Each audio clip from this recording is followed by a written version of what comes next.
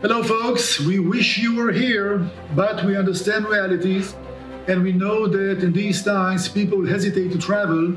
The closest you can come to this country and understand it is what we are going to offer in this virtual tour. What we're going to offer is basically an 8-episode story that will basically cover 8 days of touring in Israel. This is the basic regular tour that we have been guiding for many years, almost standard. And we're going to offer you to follow us and go with us through all the sites that you will be visiting on a tour. This can be a beautiful gift for yourself after you have toured Israel, or it can be a beautiful gift for yourself before coming on the tour, or if you just can't come for any reason, this can be your tour in Israel. It's going to cost a lot less because you don't have to pay for the hotels or the flight. Well, we won't wake you up at 6:30 as we usually wake up the groups, and you don't have to be at the bus at a certain time or be left behind. But this is an opportunity. It's an opportunity to be able to listen to Nir and myself guiding at the sites, listen to our stupid jokes that we've been telling for 30 years. Some of them are a success. You'll be the judge of that. It's just an opportunity for you to do something from far away that today, unfortunately, will be quite a challenge accomplishing due to the coronavirus pandemic. So log in and buy our virtual tour of Israel. And until then, may the God of Israel richly bless you all. Amen.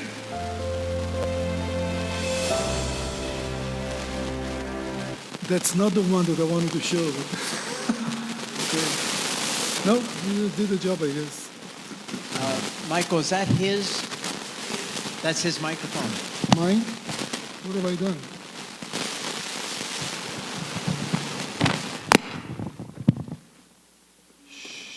Now it's working.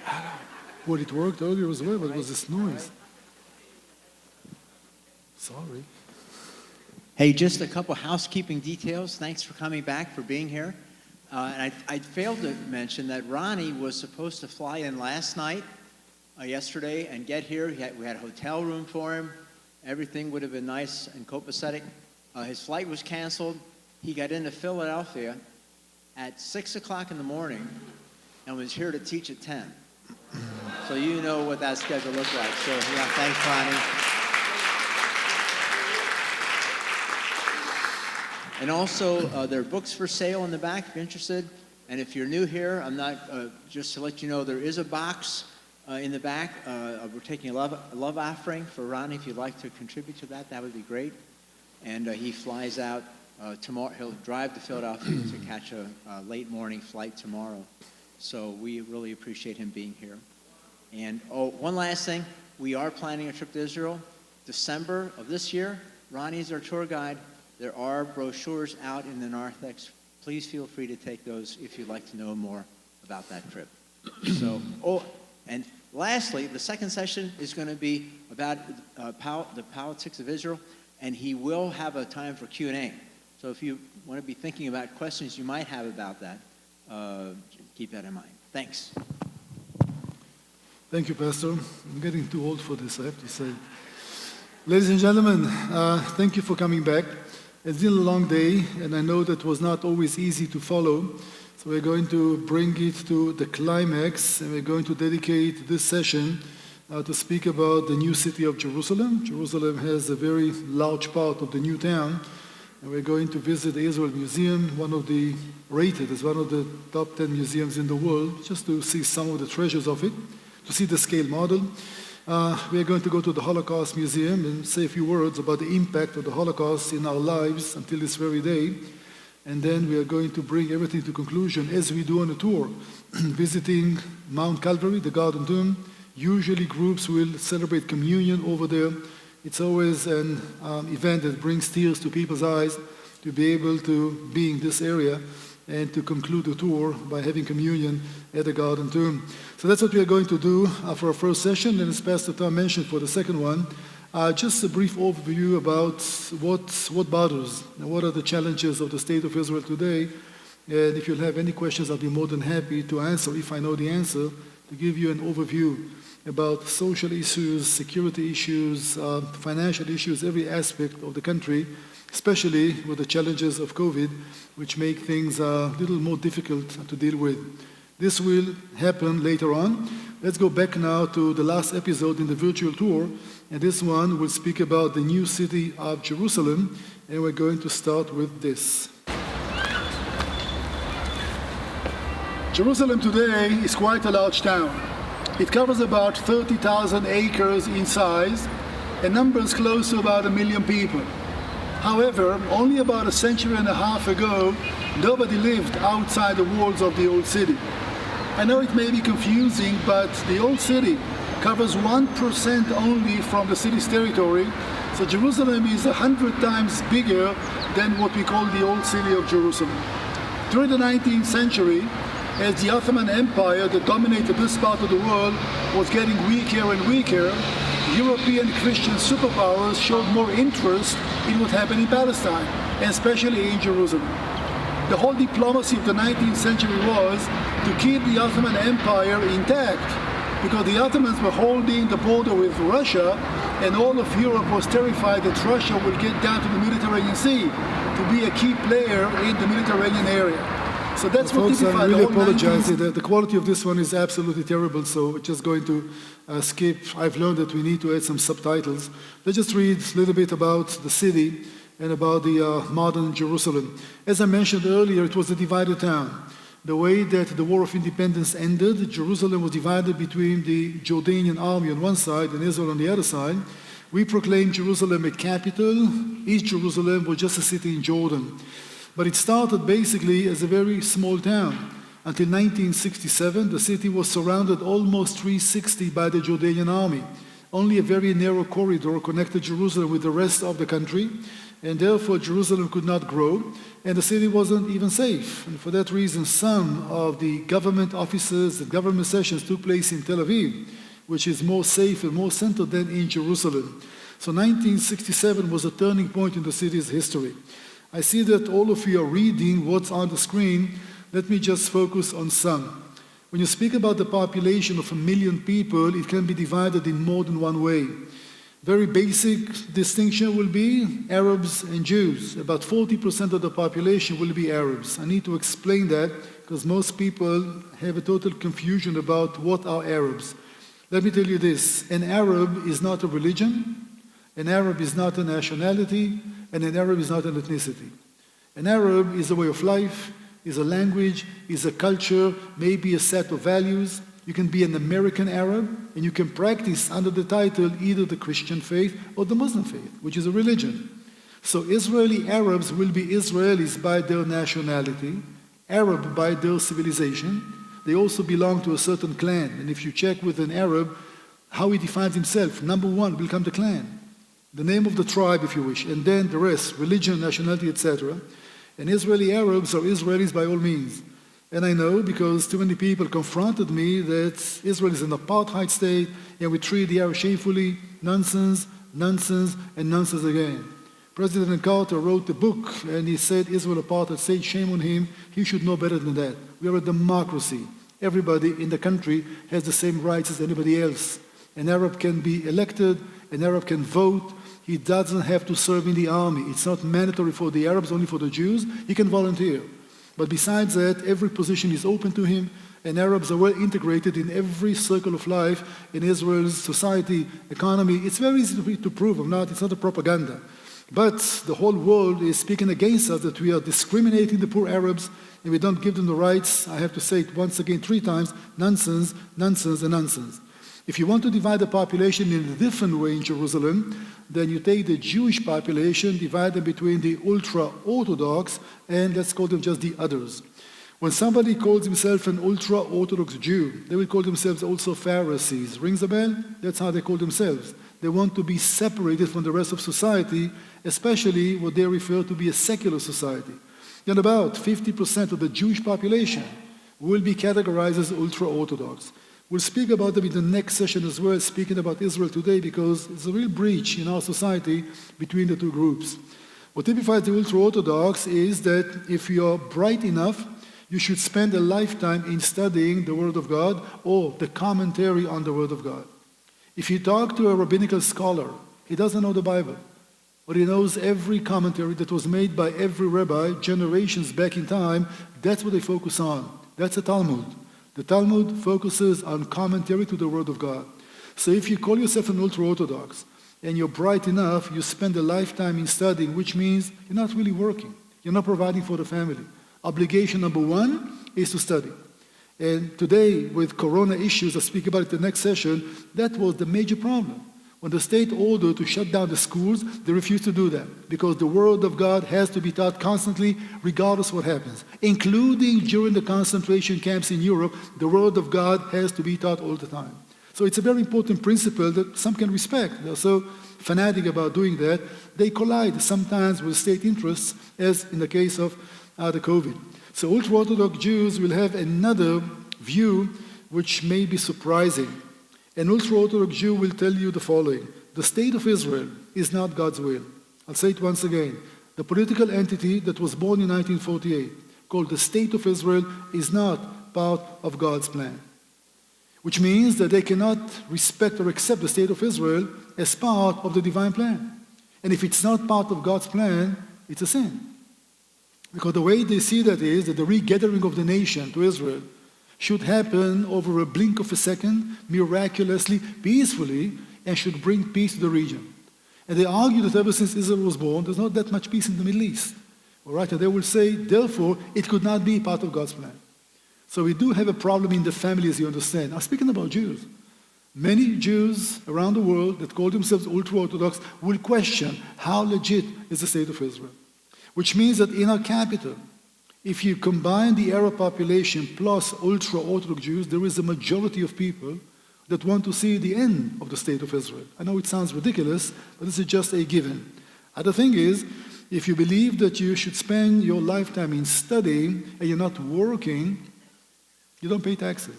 And we speak about big families. We speak about many of them that the parents, or the father basically, believes that his obligation is to study.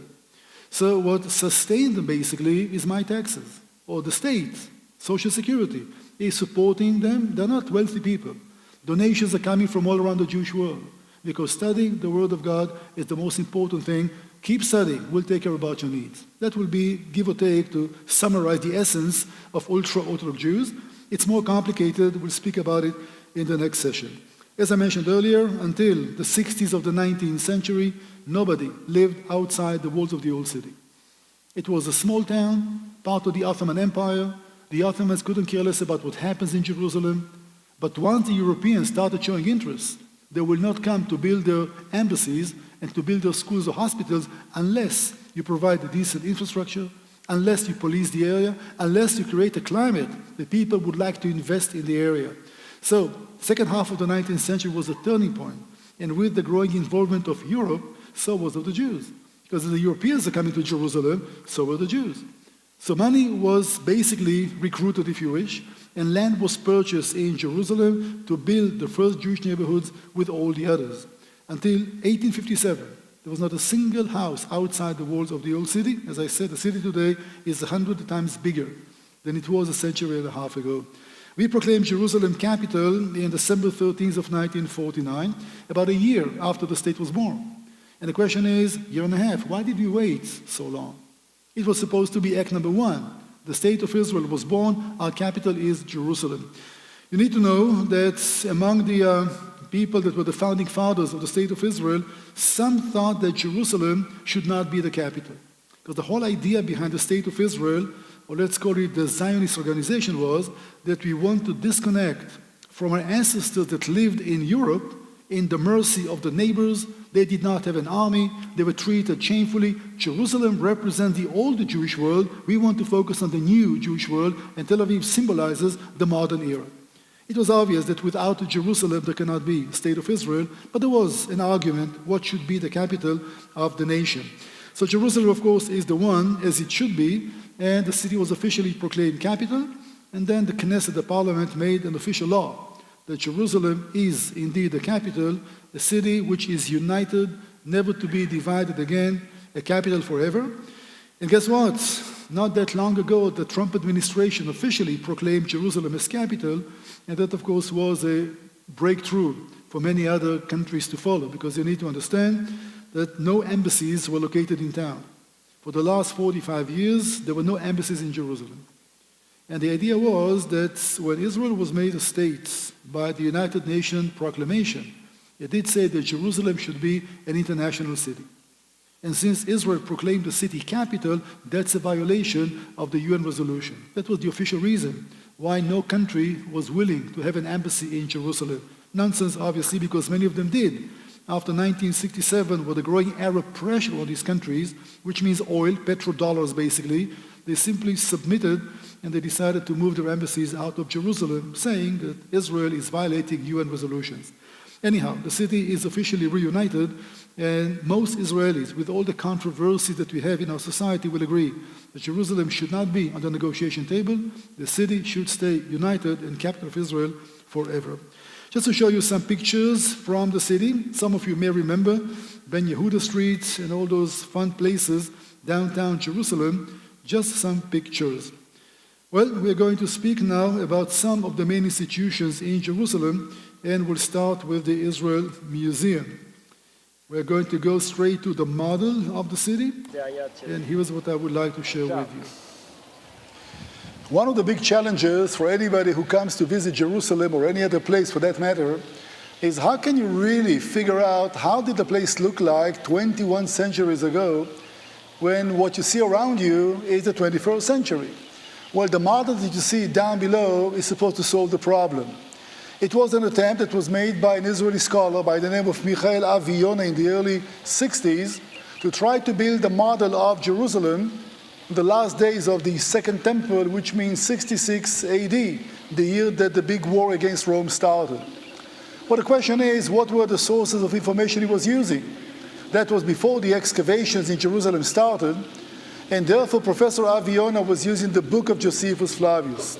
In his book, Jewish Antiquities, Josephus dedicates a few pages to describe the city. And based on what he wrote, Avi Yonah built the model. However, right after the model was officially dedicated in 1968, excavations started in Jerusalem that were just liberated by the Israeli army, which means that everything that was found in the dig and did not fit the description, they came to correct it. So this is an ongoing, updating model, and this is the best idea that anybody can have today of Jerusalem of 66 AD. You need to understand, we speak about a city 30 years after the days of Jesus. So for those of you that want to see Jerusalem from the days of Jesus, few things were added to this city that were not there when Jesus had his ministry in Jerusalem. 1962 to 1965, the model was built.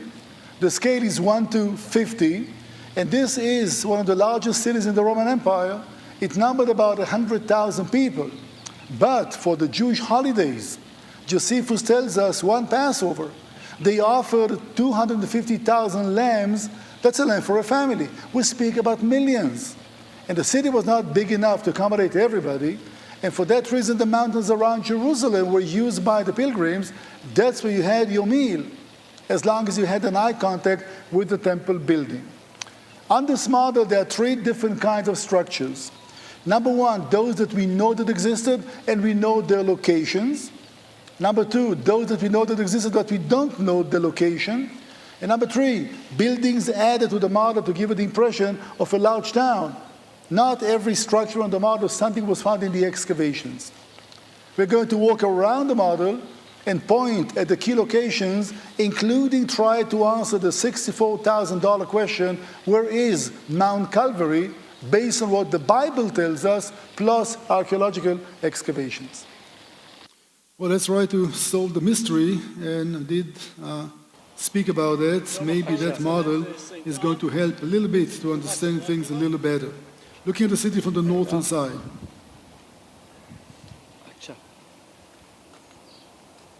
When you read the Gospels and you try to come to some definite conclusion about the location of Mount Calvary in Golgotha, well, that will not be easy because the Bible doesn't give us any directions. Which way was Jesus walking with the cross? And therefore, we need to rely on some information from the Jewish world, from the Roman traditions. For example, we have to agree that the tomb of Joseph of Arimathea had to be outside the walls of the city. Keep in mind, the wall that you see in front of you was not built yet in the days of Jesus, which means the city wall of reference is the one further inside. The second thing that we need to know is the Roman idea behind crucifixion. If you want to crucify anybody, you want to make it as public as possible. You want people to see the punishment.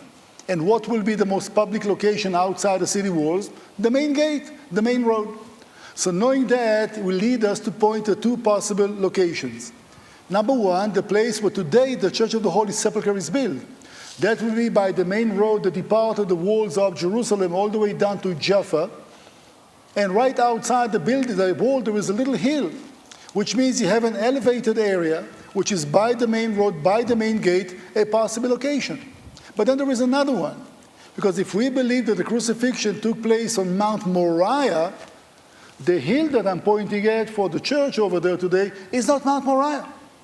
The city is made of two hills and a deep valley cutting through. Mount Moriah is the one on the left-hand side. And therefore, lo and behold, there is another possible location. It's by the Damascus Gates area, a major road, little higher than the rest of the area, and outside the city walls. That's a place which is known for the last century and a half by the name the Garden Tomb. It is Mount Moriah. And therefore, it's either one or the other. We are speculating because we don't have the relocation. Let me make a suggestion. Take it or leave it. Is it possible? Because the Bible says that by the crucifixion place, there was a garden with a tomb. Please define by. We do not know.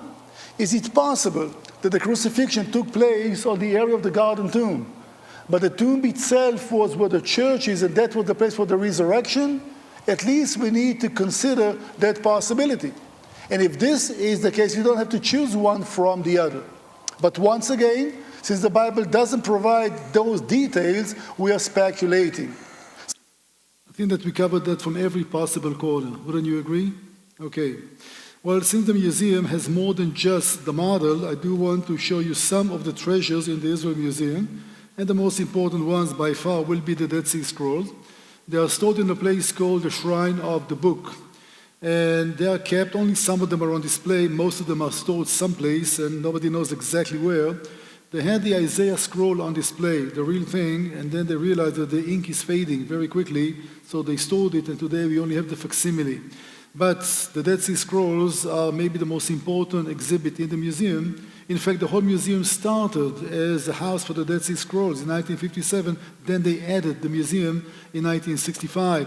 So what you see in front of you basically will be above ground. The museum is underground, that section. This one, the white dome over there, looks like a big funnel shape, is basically representing the lids of the jars in which the scrolls were found. The first 7 scrolls were found in a jar, and that's how the lid used to look like. It is watered all the time because when you read the sectarian material of the people over there, water baptism was very important in their life, or water mikveh or immersion. For that reason, they decided to have those sprinklers. And they do have, of course, the children of light, that's how they call themselves, versus the children of darkness, or the wall over here. And the whole sectarian literature speaks about good against evil and them against all the others. So that's what these two represent. When it comes to the scrolls, we do speak about a display of only few of them. As I said, we do not know where all the others, I don't know, where all the others are stored. And they do have, every now and then, they will take another one out and show it on display for a while, and then they store it again. But that's how the Isaiah scroll used to look like, this one. And keep in mind, it's written on the parchment, which is made of kosher animal skin. The ink is very unique. And it's amazing that I can read that today. It's the same Hebrew, all right, that was used and written 2,000 years ago. What language was Jesus talking? Any idea?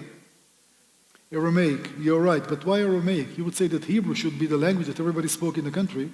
The scrolls are written in Hebrew, except for parts of Zechariah, parts of Daniel in Aramaic. The rest of the Old Testament is written in Hebrew.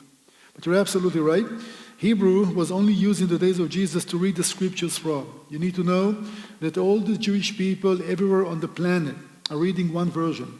No translations and no nuances. One version we all read, right? So we know that we all read the same, and it has to be in Hebrew. Only recently, Reformed Jews in America, and many American Jews will call themselves Reformed Jews, will have a translation to English, which is a big no-no. Translations may some misunderstandings about the meaning of what you read over there, but as a rule, we only read one version of the Torah, and again, or the Bible, we can all read it in Hebrew today, which is quite amazing to see.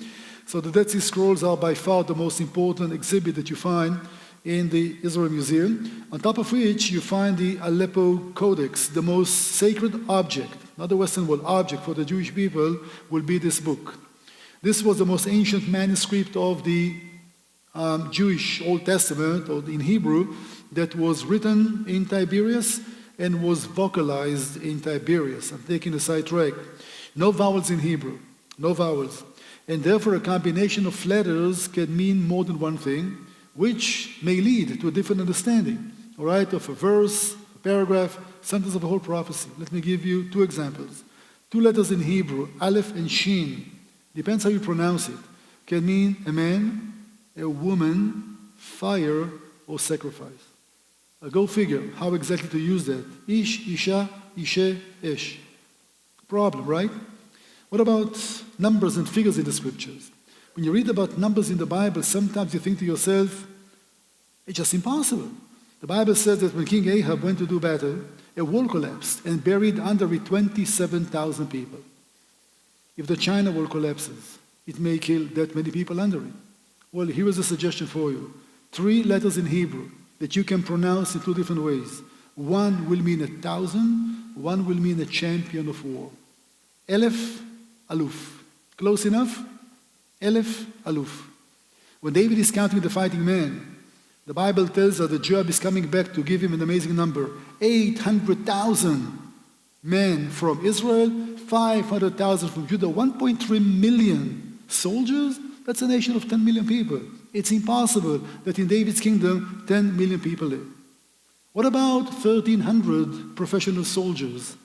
Makes more sense, right? So sometimes we need to know how to pronounce this combination of letters so it will make sense. And since not everybody knew how to do that, they had to invent a whole system of dots and dashes to vocalize the words.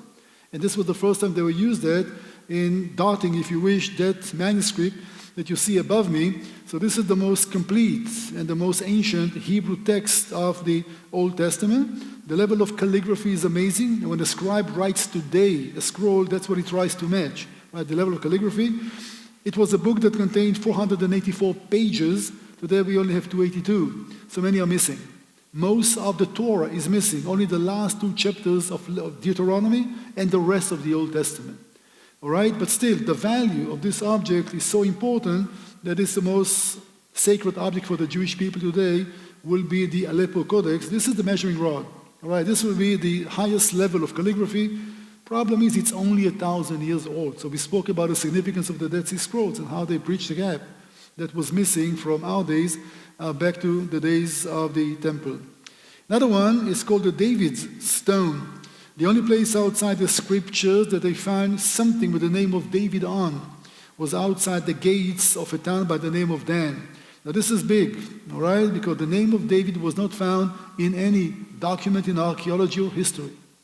And for some reason, some people that question the whole integrity of the Bible will say that David was maybe a chieftain of a small tribe on the mountains of Judea, not the mighty ruler.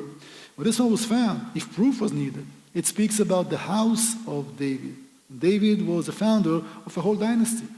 Basically, the inscription says, and somebody is bragging, I killed 2 kings in one day. King Jehoram, the son of Ahab, and King Ahaziah from the house of David. The Bible tells us, go to 1 Kings 22, it was King Jehu, the rebel, that killed the 2 kings in a place called Jezreel, the plains of Armageddon. So how do we to understand it? It wasn't Jehu that wrote the inscription. Now we do know that Jehu was a vassal king of the king of the Arameans, a king by the name of Hazael. The Bible speaks about him, how he invaded the northern kingdom of Israel. So the order to kill the 2 kings came before the king of the Arameans. Jehu was the executor. So there's no contradiction in what the Bible tells us. So to find the name of David, such a piece of stone, is one of the most important discoveries that were made in Israel. It was found outside the gates of a place called Dan. By the way, the name David, a little intriguing. Because Hebrew names have a certain structure, all right? In most cases end with a Yah. Obadiah, Zephaniah, Hezekiah, Zechariah, sometimes with El, Nathaniel, Ezekiel, etc. David and Moses are the only two exceptions. And we do know that Moses is a word in Egyptian, right? Pulling out from the water. What about David? Well, hear me out, please, and hear me until I finish, all right, this short statement.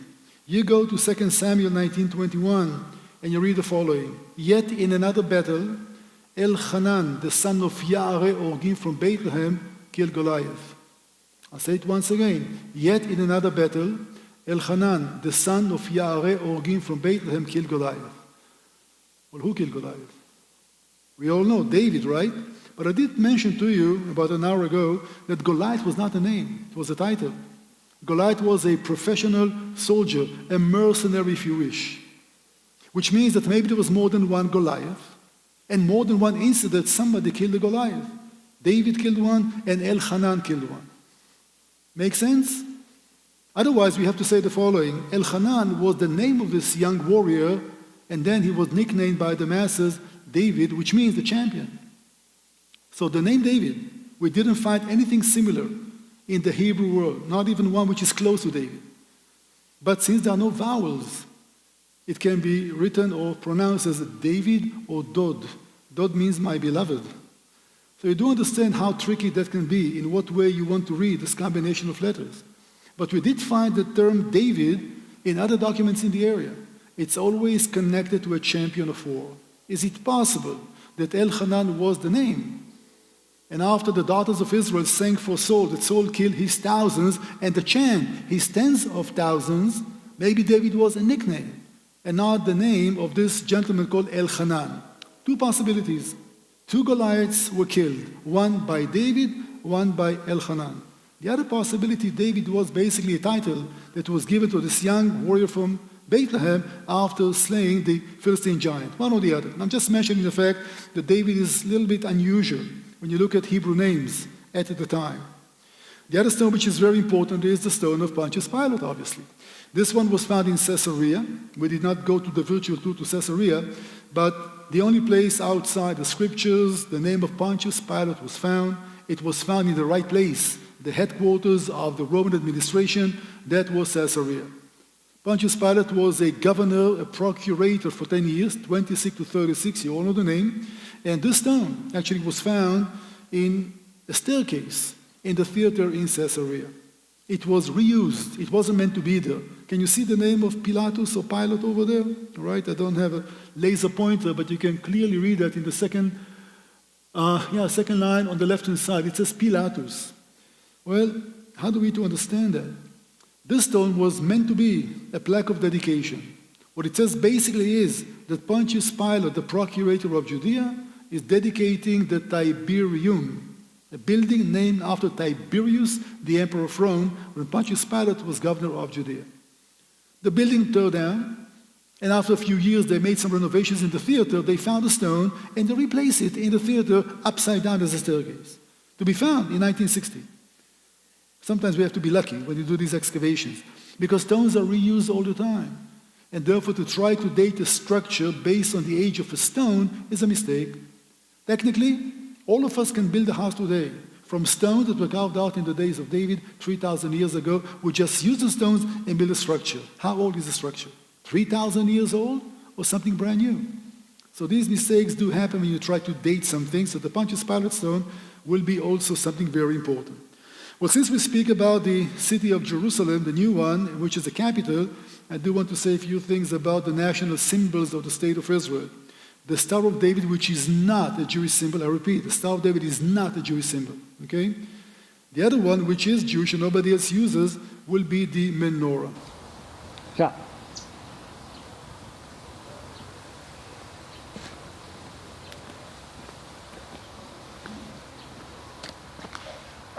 Standing outside the Knesset building by one of the landmarks in the city, and that will be the menorah. The menorah is the lampstand or the candelabra, and this is a replica of the one that used to stand in the Second Temple. We know that to be an authentic replica due to the Arch of Triumph that was made by Titus to celebrate Rome's victory over Jerusalem. In this arch, which is placed in the city of Rome, they show the Jewish prisoners carrying the treasures of the temple on their way to captivity, and the menorah is depicted very clearly. So we do know that this will be a replica of the one that stood in the temple in the days of the Second Temple. This one is a piece of art.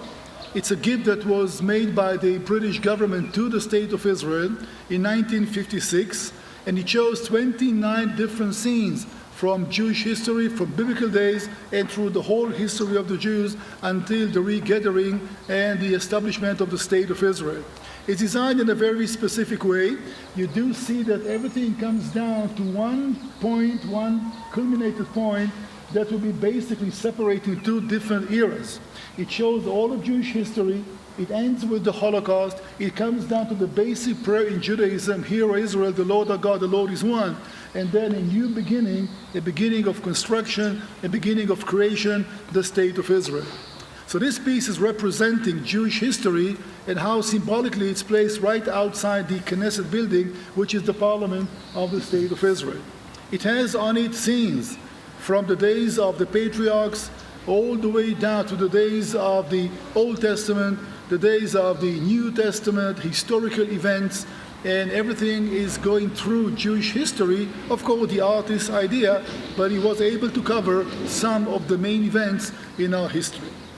Well, let's try to recognize some together because it shouldn't be that difficult.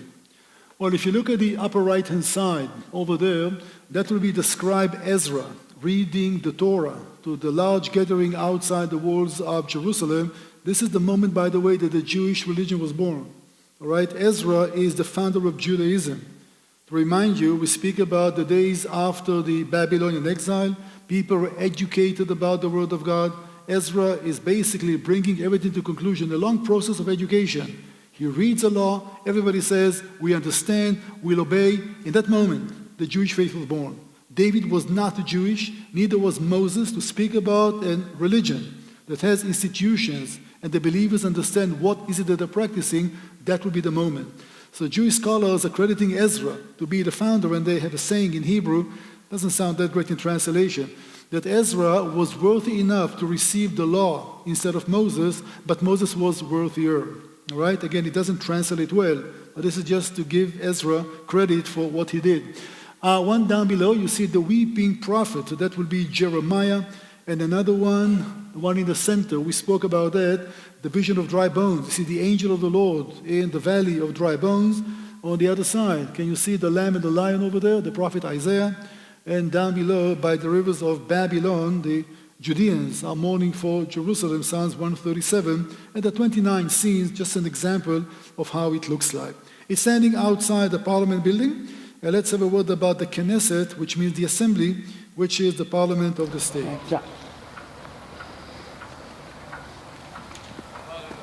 State of Israel was founded in 1948, and it is a parliamentary democracy, which means that the power is in the hands of the prime minister. Although the head of the state is the president, he's a key figure, but he's a symbolic figure as well. He's supposed to be above controversy and not a political player. So the prime minister will be the most significant player in the system in this country. Please keep in mind that the founding fathers of this nation did not come from great democracies. Most of them came from Eastern Europe, from Poland and Russia, and most people who live in Israel today were coming from countries that knew nothing about democracy. And therefore, to be one was a choice made by the founding fathers of the state, and all things considered, it is working. There's always crisis, there are always problems. We're not perfecting the system to what it could be, but it's working. Behind me is the Knesset building. The Knesset means the assembly, and it's named after the great Knesset that was assembled by Moses in the desert, gathering 70 elders among the tribes of Israel, and that it was the name of the main body of legislators in Israel, the 4th, 3rd century BCE, replaced by the Sanhedrin, which is the Greek term for the assembly. The Knesset has 120 members in it, and they come from different parties, and theoretically, every 4 years we have elections. That's how the system is working, only one house in the system, and behind me, therefore, is the stronghold of our democracy. The building itself was built in 1966, And this was a year before the Six-Day War. Jerusalem was a small town back then, surrounded almost 360 by the Jordanian army. And therefore some of the government offices and some of the sessions of the parliament took place in Tel Aviv, for example. Jerusalem was not a very safe place. Only a year after this building was officially inaugurated, the Six-Day War changed everything. And of course, today there's no threat on Jerusalem, and the whole area is in Israeli hands, which made it possible to start expanding the city as well.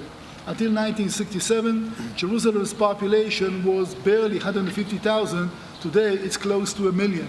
So 1967 was a turning point that changed everything in the life of the nation, and of course in the life of Jerusalem as well. I don't know what you think about your politicians. We don't have much respect to ours, and they've earned it. And they did whatever they can to make politics in Israel almost impossible. I'll try to touch on that in the next session, to try to explain how the system works. That's how the building looks like, very simple, nothing too fancy, and it looks like a Greek temple. That was the idea behind the architect's mind, that since Israel is a democracy, to give it the shape of a Greek building, and that's the idea behind that. Most of the building is on the hillside behind the facade. You can't really see, it's quite a big complex. That's only the facade of the building. And that's how the Knesset looks from within. That's where the members of the Knesset gather. And once again, I wish that we had more respect to our politicians. We don't have that much respect to our politicians. The next place in Jerusalem, which is also in the new part of town, will be, of course, the Holocaust Museum.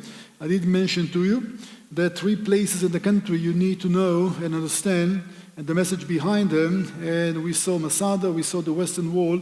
It's important to understand the Holocaust as well. It's a whole institution that was built in 1953. It is called Yad Vashem, and you see the quote over there from Isaiah 56. Yad Vashem basically means a memorial site. If you break it into two, it's an arm, a hand, and a name. When it comes together, it speaks about an everlasting memorial site, and that was the name chosen to give to the institution. It's not just a museum, but it has a school over there and has an archive, and they do a lot of research. For example, Israel still tries today to find people that were helping Jews during the Holocaust and to give them the highest honor that the state of Israel can, to call them the righteous among the nation and offer citizenship. I know it sounds something trivial, but you cannot be a citizen in the state of Israel unless you are Jewish.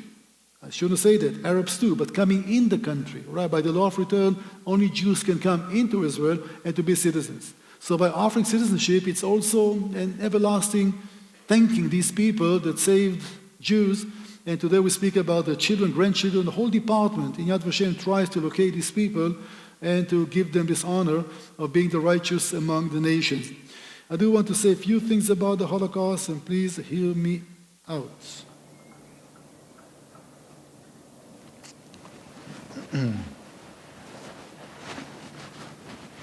Anybody who would like to understand us Israelis and to understand how we are connected to our country, to our past and present and future, has to visit and fully understand the message behind 3 sites in the country.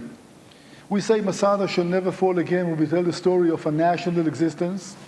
You go to the Western Wall to see a religious one, but you have to come to Yad Vashem as well to understand the reason why there must be a homeland for the Jewish people, why Jews cannot trust any nation on the planet to help them when things are getting really bad. The lesson of the Holocaust is a Jewish state. To make a statement as a human being, as a Jewish man, as an Israeli, I would say that this place called Yad Vashem is not about hatred, it's not about revenge. This place is built because of one reason, our short memory. Within 15 or 20 years or so, the last survivor of the Holocaust will pass away, and all we'll have will be chapters in boring history books to speak about the Holocaust. We exist as a nation. This country tells a story, and Yad Vashem exists to make sure that the world doesn't forget. And if the world may, not us. So this place has a value for it, which is more than just a museum. This is our story. My generation is a generation of the survivors, or sons and daughters of Holocaust survivors. It is something that we grew with. It's part of our DNA. We cannot see ourselves as people without understanding where we are coming from. And therefore, for us, it's not a museum. For us, it's holy ground. Maybe not in the religious way. Out of 6 million people that perished in the Holocaust, what was left is memories of families, but on a national scale, that would be Yad Vashem indeed. And one other thing, if I may. Growing up in a family of Holocaust survivors, and this is not my story, my whole generation shared the same story, we just didn't know that we shared it. Because back home, our parents didn't say anything. We heard stories. We have a National Memorial Day, and the teacher will say, kids, if any of your parents are survivors, let them come and tell the story. And we'll go to mom and dad, but the answer was always, they will not understand what is the point. So we grew up in an atmosphere knowing that something terrible happened, and our parents are not willing to tell the story. And then you grow up and you start sharing stories with your friends, and you're amazed. We all come for the same story. And it took me personally a long time to understand why my father refused to tell the story. Well, now we know. Those people that survived the Holocaust and came to Israel were received by the locals, my generation, as a bunch of cowards. We did not understand, as proud Israelis, we know how to protect ourselves. How come that our parents were a bunch of cowards and went like sheep to the slaughter? We don't buy that. It's not the kind of Jews that we believe in. We accuse them not only for surviving, we accuse them to take a bad reputation for the Jewish people and maybe betray the families. If you survive, maybe you did because you gave in your family to the Nazi authorities. We accuse these people to be cowards. And for that reason, they would not speak. And suddenly, you have to come to a certain age to understand what true courage means. True courage is to lose everything and start all over again. And therefore, we live in a society today which is sometimes arrogant, very proud. We know how to protect ourselves. But there's always one thing that we need to remember where we are coming from. Elie Wiesel, maybe you know the name, said once that the lesson of the Holocaust must be, if somebody tells you he's going to kill you, he will, unless you stop him first. We are here to stop them first. Well, this is important for me to try to stress once again.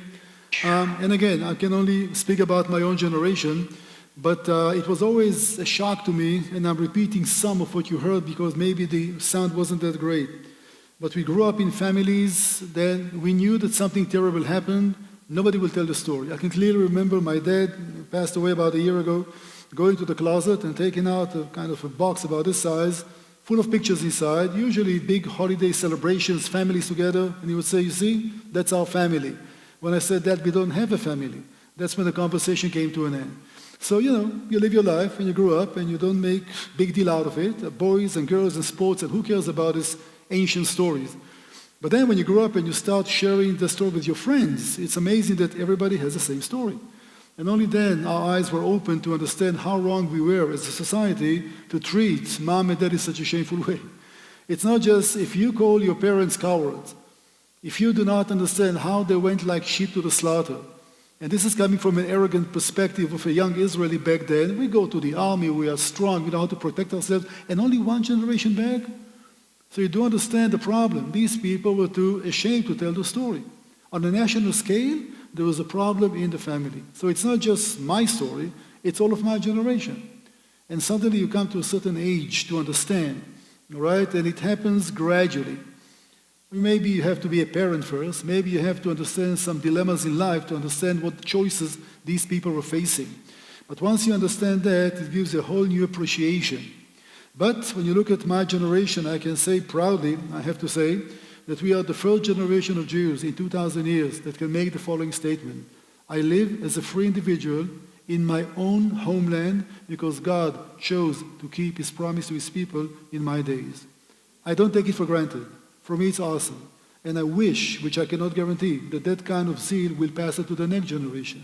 Because if we are going to lose that kind of passion, it will be very hard to survive in a place like the Middle East without being very focused where we are coming from and where we are going to. And without knowing that as a society, and I'm afraid that we are not doing such a great job, but the whole idea of the state exists to be a safe place to every Jewish individual on the planet that has a problem. Everybody who is not saved, there's a place to go to, they can call home. And we proved that so many times. When Israelis were kidnapped by the PLO to Entebbe in Uganda, we sent our Navy SEALs to rescue them because that's what Israel is all about. If we have to send a team into Kosovo because the Jewish family was in danger, we'll do that. Otherwise, we'll lose the right to exist. So we speak about a very, I would say, fellowship, and this feeling that we all share with all the diversity and all the problems in the country and all the schisms in society. One thing we all agree upon: the state of Israel is home. And people that are in danger have a place to go to. And nobody can make that statement until 1948. So for us, it's critical to try to understand that kind of sentiment. So the Holocaust plays a very important part in our daily lives, even without knowing that. It's just part of who we are. Sometimes I'm looking at my own country, and I'm not very proud in the way that we do things. I'm not very proud because Israel can be very aggressive sometimes. I understand where it's coming from. Now let me ask you a question which is not fair to us, but I'll ask you, all right? You cannot answer, I cannot answer either. But if you lived in Europe 80 years ago, and you had Jewish neighbors, and you knew that you can save them but risk your lives, what would you do?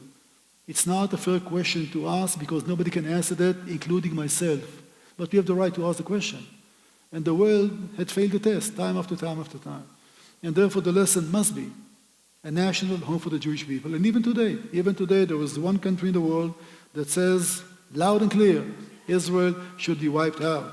Members of the UN are violating the UN Charter, and that's Iran. And we take it very seriously.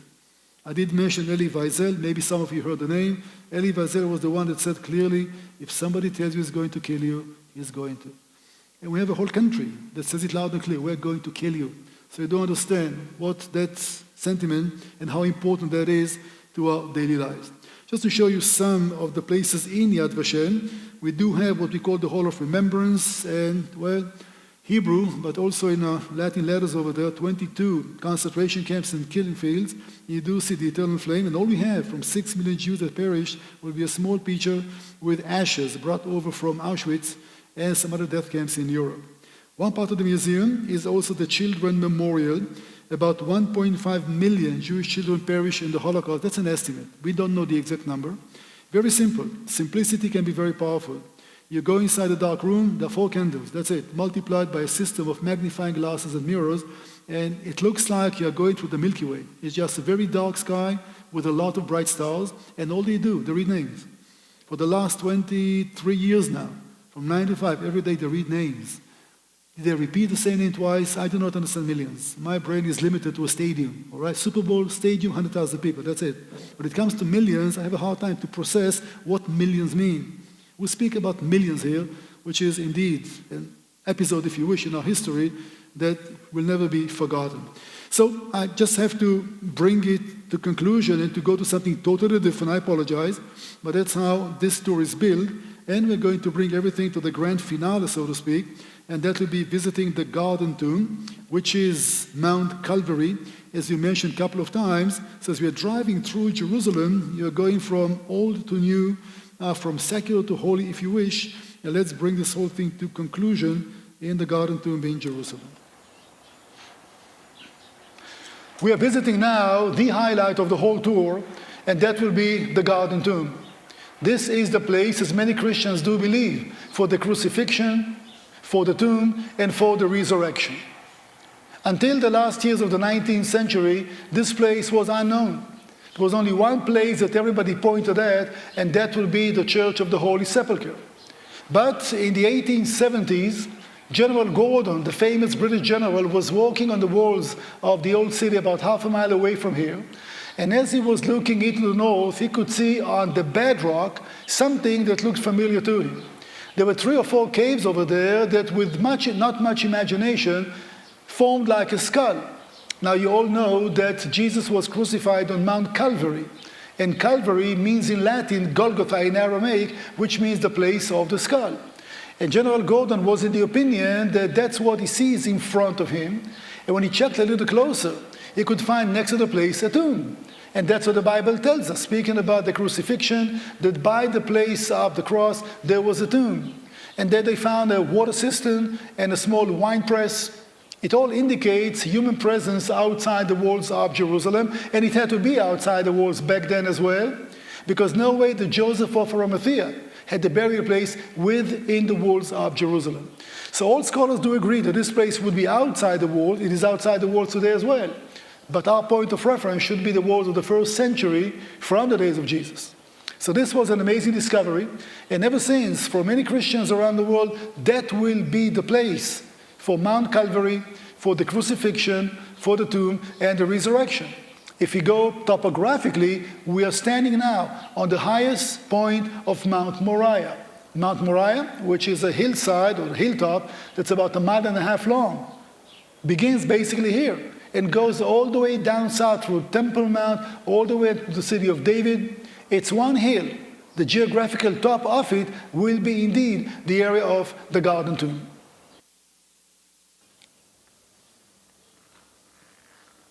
Just to show you some footage from the tomb itself, this will be the face of it. What is missing is a big stone that they used to roll to seal the tomb. So there is a rail over there, but the stone, of course, is missing. And that's how it looks on the inside. Some of you may remember because you've been there. Room for 2 people, as you can clearly see, and of course the cross on the plastered wall.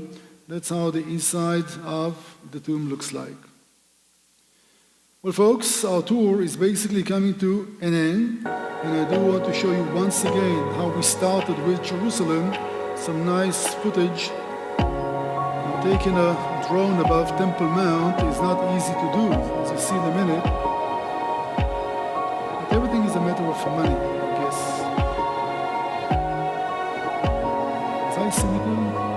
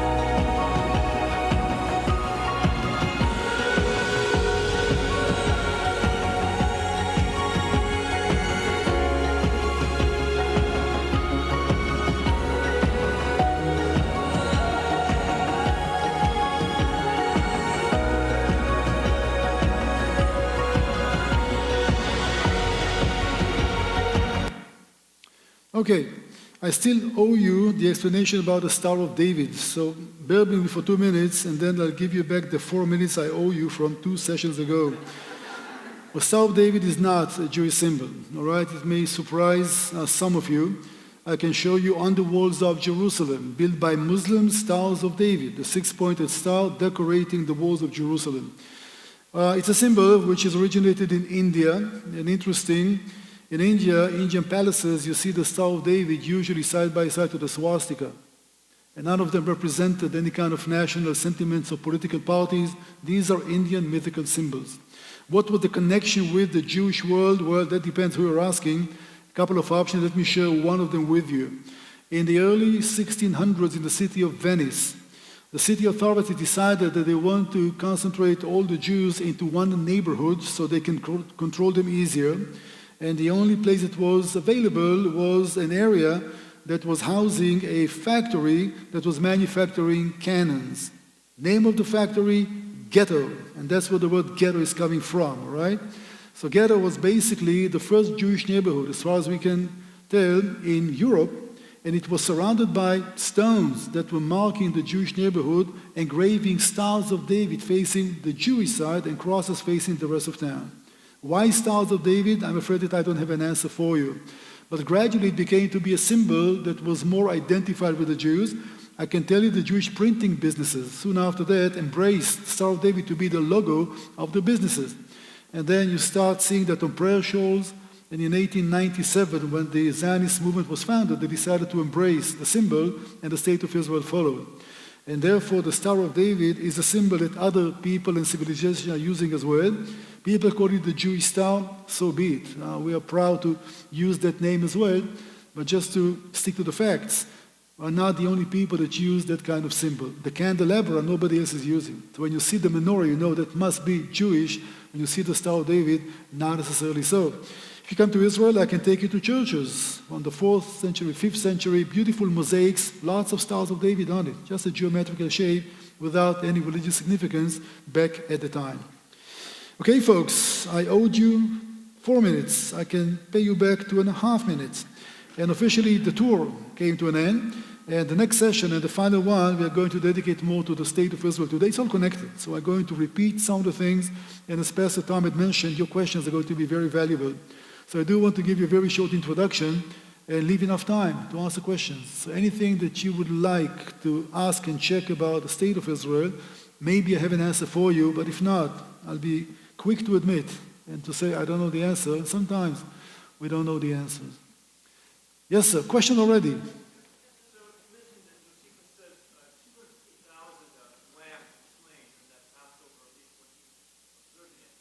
So I'm wondering about, so that's a lot of Jews, a lot of lambs. How could the temple process 250,000 lambs on one afternoon? Or how did they, I guess the temple authorities, how did they manage that? Think about the smell, huh? Well, number one, Josephus speaks about Passover, that means the whole week. Which means that you have to prepare for the meal or the eve of Passover. You don't have to do that in one day. Okay? But still, the question is a good question. And keep in mind, that was not part of the tithes and the offerings. So you don't leave anything for the priest. The lamb that you basically offer, you don't offer it. All right? The priest will sacrifice it in a way, but it's yours to keep. It's a family's meal. Then you go to roast it someplace in town, and you have the Passover meal. But of course, we speak about a huge system. How could so many people find cleansing facilities on the way to the temple? So the infrastructure had to be adequate. If you come to Jerusalem, I can show you beyond any doubt, when the Bible says in Pentecost Day 3,000 people were baptized in one afternoon, only one place in town had enough facilities, the temple's area. All right, so again, we speak about efficiency, we speak about organizing everything. Everything had to run like a clock. Otherwise, it will not work. And you think about those details. For example, the smell. And what do you do with the blood? And how much water you need to spend just to keep the whole thing clean? Well, the way that the Talmud describes it, all right, the Talmud, not the Bible, these are traditions, that the altar had drainage canals. All right, so when you did the offering, and not on the main altar was for the daily offering. If you bring your lamb for the priest, that could be anywhere in the upper courtyard. Doesn't have to be on the main altar, because it's not an offering, all right? It's your family's meal. But the daily offering, twice a day, was offered on the main altar, and the whole altar was built in an angle, all right? And there were 2 drainage canals on both sides to carry all the blood under the Temple Mount into the Kidron Valley. But still, it leaves the question, had to be very efficient to do that. But if you have a whole division of priests, and we speak about sometimes tens of thousands, and they're just waiting for the masses to come, and each one, all they do, forgive me for being gross, you take the knife and you do like that. And you drain some of the blood, and you go. So that will be if 100 people just standing in line, each one has a good knife in his hand, and people come, you can do that in a day or 2, I guess. But definitely that was a real operation. Something to see, huh? And to smell. Okay, folks, it's 7 o'clock. If you please be back in 10 minutes, we can bring that to conclusion. Okay? And have some good questions, huh? Something really coming good. Okay. We're going at 7:10.